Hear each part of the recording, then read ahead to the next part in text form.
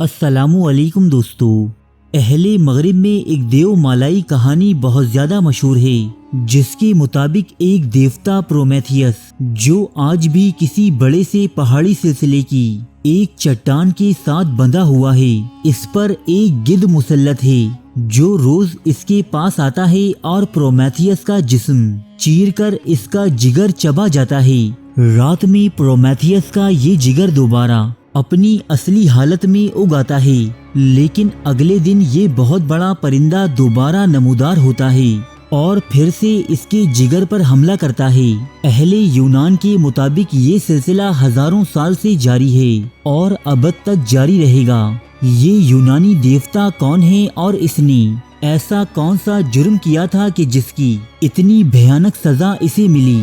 تو آئیے آپ کو روشناس کرواتے ہیں یونان کے اس قدیم اور مقبول ترین افسانے سے۔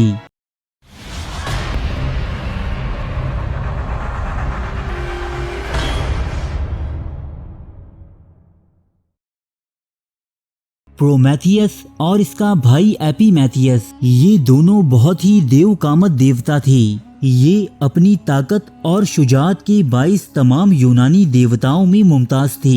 یونان کے سب سے بڑے دیوتا زیوس نے پرومیتھیس کو انسان کو بنانے کی ذمہ داری سونپی، جسے پرومیتھیس نے بخوبی نبھایا اور مٹی کے ذریعے دیوتاؤں جیسی ایک مخلوق تیار کی، جبکہ اس کے بھائی ایپیمیتھیس کو جانوروں کو بنانے کی ذمہ داری سونپی گئی، جس نے طرح طرح کے جانور اور چرند پرند تیار کیے۔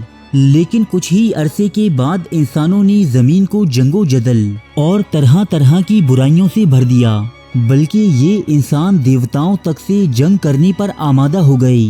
تب یونانی دیوتاؤں کے سردار زیوس نے تمام زمین کو برف سے جما کر انسانوں کے خاتمے کا منصوبہ بنایا، لیکن پرومیتھیس جو کہ یونانیوں کے مطابق نسل انسانی کا بانی تھا، اسے انسانوں سے بے حد محبت تھی، اس لیے یہ دیوتا آسمانوں سے آگ چرا لایا اور انسانوں کے حوالے کر دی۔ انسان اس آگ کے سہارے زیوس کے پیدا کردہ برفانی طوفان سے بچ نکلا اور یوں زیوس کا یہ منصوبہ ناکام ہو گیا۔ زیوس پرومیتھیس کے اس عمل سے اس قدر غضبناک ہوا کہ اس نے پرومیتھیس کو ایک چٹان کے ساتھ باندھ کر اس پر ایک گدھ مسلط کر دیا، جو روز اس کا جگر نکال کر چبا جاتا اور اگلے دن یہ جگر دوبارہ اگ آتا تھا۔ 30,000 سال اسی طرح گزارنے کے بعد ایک یونانی ہیرو ہرکلیز پرومیتھیس کے اس پہاڑ تک جا پہنچا اور اسے آزاد کروا دیا۔ یہ یونانی ہیرو ہرکلیز چونکہ خود زیوس نامی دیوتا کا بیٹا تھا، اس لیے زیوس نے اسے کچھ نہ کہا، البتہ اپنی کھائی انتقامی قسم کے باعث اس نے پرومیتھیس کو دوبارہ کسی نامعلوم چٹان کے ساتھ زنجیروں کے ذریعے جکڑ دیا اور سزا کا یہ سلسلہ دوبارہ شروع ہو گیا۔ قدیم یونانی لوگوں کا یہ ماننا تھا کہ اب جو بھی پرومیتھیس کو آزاد کروائے گا وہی تمام دنیا پر حکمرانی کرے گا اور یونانیوں کا سب سے بڑا ہیرو کہلائے گا۔ دوستو، اس افسانوی کہانی پر سکندر اعظم اس حد تک یقین رکھتا تھا کہ اس نے پرومیتھیس کی تلاش میں کوہ اولمپس سے لے کر ہمالیہ تک کے پہاڑ چھان ڈالے۔ اب آتے ہیں پرومیتھیس کے بھائی ایپیمیتھیس کی جانب، جسے سزا دینے کے لیے زیوس نے ایک خوبصورت ترین لیکن ناقص العقل لڑکی تیار کی، جس کا نام پینڈورا تھا۔ ایپیمیتھیس نے زیوس کا دیا یہ تحفہ بخوشی قبول کیا اور اس لڑکی سے شادی کر لی۔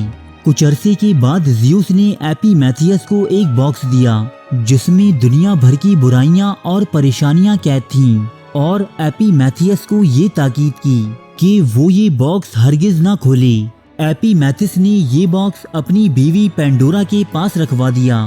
پینڈورا جو ایک کمعقل اور پرتجسس طبیعت کی مالک تھی، اس نے سوچا کہ زیوس کے دیے اس باکس میں ضرور کوئی خزانہ پوشیدہ ہوگا، اور اس نے یہ باکس کھول دیا۔ یہ تمام برائیاں اور پریشانیاں باکس سے باہر نکل آئیں اور انہوں نے پینڈورا پر حملہ کر دیا۔ اس کی چیخیں سن کر ایپیمیتھیس بھی وہاں پہنچا اور اس کا بھی یہی حال ہوا۔ آخر میں اس باکس میں امید نامی ایک شے باقی رہی، جس نے باہر نکل کر ان دونوں کے زخموں پر مرہم رکھا۔ آپ لوگوں نے اکثر و بیشتر ٹیلی ویژن یا کسی دوسرے ذریعے سے پینڈورا باکس کا نام ضرور سنا ہوگا، جس کے کھلنے کے بعد برائیوں کا ایک سلسلہ شروع ہو جاتا ہے۔ یہ وہی پینڈورا باکس ہے جس کی کہانی آپ نے ابھی سنی۔ دوستو، یہاں میں یہ بات واضح کرتا چلوں کہ یہ کہانیاں جو میں نے آپ کو سنائیں، یہ دونوں ہی محض افسانوی اور من گھڑت داستانیں ہیں، جن کا حقیقت سے دور دور تک کا کوئی واسطہ نہیں۔ لیکن اہل یورپ کی ایک بڑی تعداد آج بھی ان قدیم دیو مالائی کہانیوں پر یقین رکھتی ہے، اور ان کے مطابق یہ ان کا تاریخی ورثہ ہے، جسے وہ مختلف موویز، نظموں اور کہانیوں کی صورت میں مختلف ادوار میں سامنے لاتے رہتے ہیں۔ چند سال قبل پرومیتھیس نام کی ایک سائنس فکشن مووی بھی ریلیز کی گئی تھی، جس کا پرومیتھیس نامی دیوتا کے ساتھ تو کوئی تعلق نہ تھا۔ البتہ اس مووی میں یہ بتانے کی کوشش کی گئی تھی کہ اس زمین پر انسانوں کی شروعات کیسے ہوئی۔ ارے فرینڈز، ایک منٹ، آپ ایسے ہی جا رہے ہیں؟ اتنی محنت سے ویڈیو بنائی ہے، ایک لائک تو بنتا ہے نا؟ اور دوسرا یہ کہ آپ ہمیں اتنی بڑی دنیا میں دوبارہ کیسے ڈھونڈیں گے؟